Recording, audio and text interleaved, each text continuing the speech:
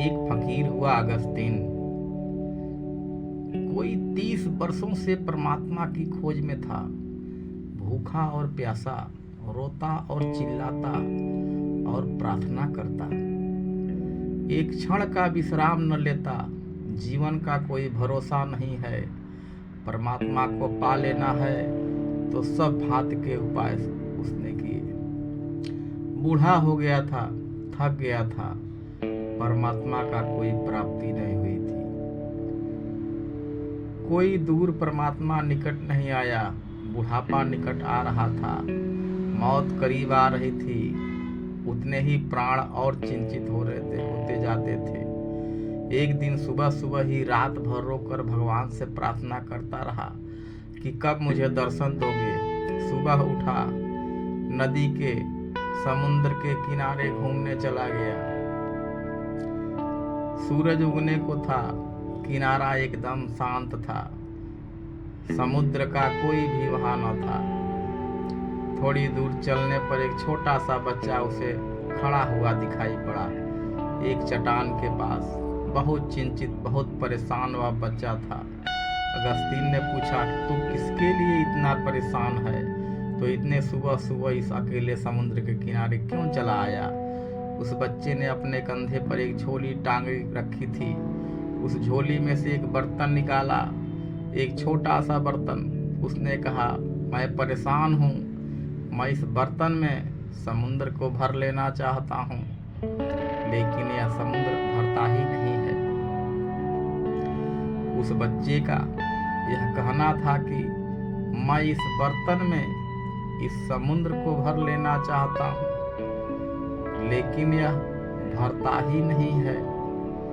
और जैसे ही अगस्तीन के सामने कोई बंद द्वार खुल गया और वह एकदम जोर से हंसने लगा और रोने भी लगा। तो उस बच्चे ने पूछा कि आपको क्या हो गया है? अगस्तीन ने कहा, तू ही ना समझ है नहीं है, जो एक छोटे से बर्तन में समुद्र को भरने निकल पड़ा है। मैं भी ना समझ हूँ। मैं अपनी छोटी सी बुद्धि में परमात्मा को पकड़ने चला था। मैं अपने छोटे से मस्तिष्क में सत्य को समाने निकल पड़ा था। और अगर तू ना समझ है तो मैं और भी ज्यादा ना समझ हूँ। समुद्र की तो फिर भी सीमा है, और हो सकता है किसी बड़ी प्याली में समुद्र बन भी जाए। प्याली की भी सीमा है और समुद्र की भी सीमा है, लेकिन मेरी बुद्धि का तो सीमा नहीं है और परमात्मा का भी कोई सीमा नहीं है। मैं तुझसे भी ज्यादा ना समझ हूँ। 30 वर्ष में पागल था, मैं ईश्वर को जानना चला था। 30 वर्ष मैंने गंवाए और रोया, पीड़ित हुआ। अनेक बार परमात्मा को मैंने दोष दिया कि तू कैसा निर्दय और कठोर है कि मैं रोता हूँ, मेरे आंसू तुझ तक नहीं पहुँचते।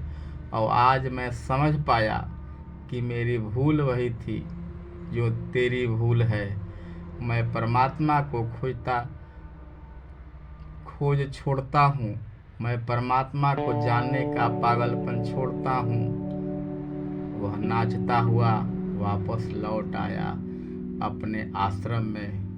वहाँ के सन्यासियों ने कहा, क्या तुम्हें परमात्मा मिल गया जो तुम आज खुश हो, जो कि 30 वर्षों से कभी मुस्कुराते नहीं देखे गए, आज नाचते हो? क्या तूने उसको पा लिया? क्या तुमने उसे जान लिया? अगस्तीन ने कहा, उसे तो मैंने नहीं पाया, लेकिन अपने को खो दिया। उसे तो मैंने नहीं जाना, लेकिन अपने जानने के पागलपन को मैं समझ गया।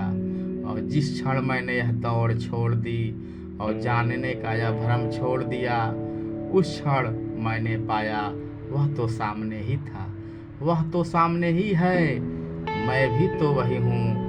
मैंने उसे कभी खोया ही नहीं था, लेकिन उसे खोजने और जानने के पागलपन में मैं पड़ गया था, और मैं इसी भूल में उसे खोए हुए था कि अभी खोया हुआ नहीं था। अगस्तीन का जानने का ख्याल छूटा और उसने जान लिया अज्ञान के लिए मैंने कहा है कि यह अज्ञान हमारे अहंकार को मृत्यु बन जाएगी।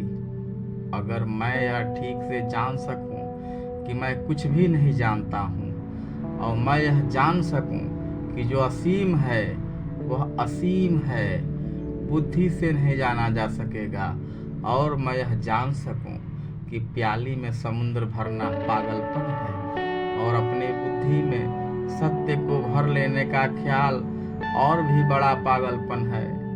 अगर वह मुझे दिखाई पड़ जाए तो मैं तो गया, मेरी सामर्थ्य तो मिट गई, मैं तो रिक्त और शून्य हो गया। जिस क्षण कोई व्यक्ति उस स्थिति में पहुंच जाता है जहां उसे यह भी भ्रम नहीं रह जाता कि मैं जानता हूं, अज्ञान की न जानने की स्टेट ऑफ नाइट नोइंग में है, जबकि उसे कुछ भी प्रतीत नहीं होता कि मैं जानता हूँ। मन एकदम मौन और शांत हो जाता है, उसी शांति में जाना चाहता है। अज्ञान ज्ञान का द्वार है, अज्ञान का बोध, लेकिन हम सारे लोग अज्ञान को ढांक लेते हैं उधार ज्ञान से। अज्ञान तो भीतर बना रहता है, ज्ञान बाहर इकट्ठा कर लाते हैं और उस ज्ञान के ऊपर छा जाता है हमारा अज्ञान के ऊपर। ऐसे अज्ञान को भीतर छिपा लेते हैं। आप जानते हैं ईश्वर है, भीतर अगर झांकोगे तो पता चलेगा नहीं जानता हूँ, लेकिन अगर बुद्धि से पूछोगे तो बुद्धि कहेगी कि हाँ ईश्वर तो है, किताबों में लिखा है, गुरु कहते हैं, ऋषि मुनि कहते हैं ईश्वर है। जब तक कि कोई और कहता है ईश्वर है, तब तक आपके लिए ईश्वर नहीं है। जिस दिन आप प्राण जानेंगे उसी दिन उसके फल नहीं हो सकता, उसी दिन होगा, उसके पहले नहीं।